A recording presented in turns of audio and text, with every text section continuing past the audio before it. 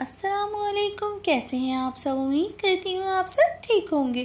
Welcome to my channel story corner.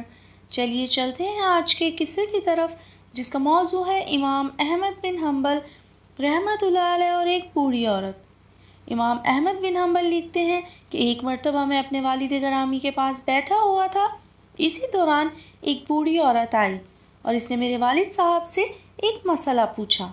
ذرا توجہ سے سنیے گا، یہ مسئلہ پوچھا کہ میں روئی کاٹتی ہوں۔ میں ایک رات چھت کے اوپر بیٹھ کر روئی کاٹ رہی تھی۔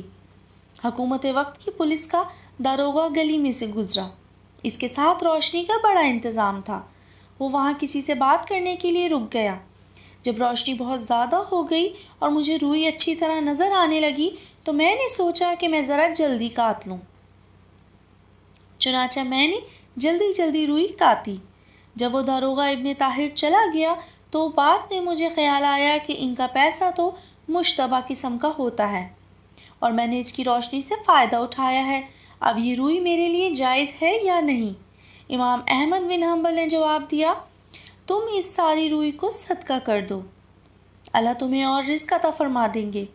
حضرت عبداللہ کہتے ہیں کہ میں نے یہ سن کر بڑا حیران ہوا کہ یہ کیا جواب ہوا۔ جواب تو یہ ہونا چاہیے تھا کہ جتنی مقدار اس روشنی میں کاٹی اتنا صدقہ کرو، لیکن ابا جی نے فرمایا کہ ساری روئی صدقہ کر دو۔ اس کے بعد وہ عورت چلی گئی۔ کہتے ہیں 2-4 دن کے بعد پھر وہی بوڑھی عورت آئی اور کہا، جی میں نے امام صاحب سے مسئلہ پوچھنا ہے۔ چنانچہ وہ امام صاحب کے پاس جا کر مسئلہ پوچھنے لگی کہ میں رات کو چراغ کی روشنی میں روئی کاٹتی ہوں تو کبھی کبھی چراغ کا تیل ختم ہو جاتا ہے تو چاند کی روشنی میں کاٹنے بیٹھ جاتی ہوں۔ چراغ کی روشنی میں روئی صاف نظر آتی ہے اور چاند کی روشنی میں صاف نظر نہیں آتی۔ تو اب بتائیں کہ جب میں گھاگ کو روئی بیچوں تو کیا مجھے بتانا پڑے گا کہ یہ چراغ کی روشنی میں کاٹی گئی ہے یا چاند کی روشنی میں کاٹی گئی ہے؟ امام صاحب نے فرمایا، ہاں تمہیں بتانا پڑے گا۔ اس کے بعد وہ دعا دے کر چلی گئی۔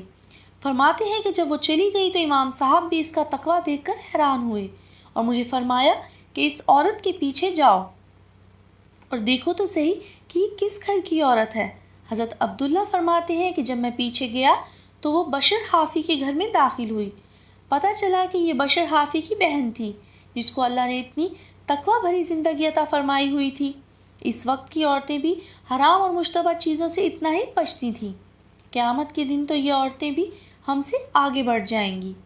امید کرتی ہوں یہ ایمان افروز و سبق آموز سچا واقعہ آپ سب کو پسند آیا ہوگا۔ پھر ملیں گے ایک نئے واقعے کے ساتھ، تب تک کے لیے اللہ حافظ۔ جاتے جاتے چینل کو سبسکرائب، ویڈیو کو لائک اور شیئر کرتے جائیں۔ شکریہ۔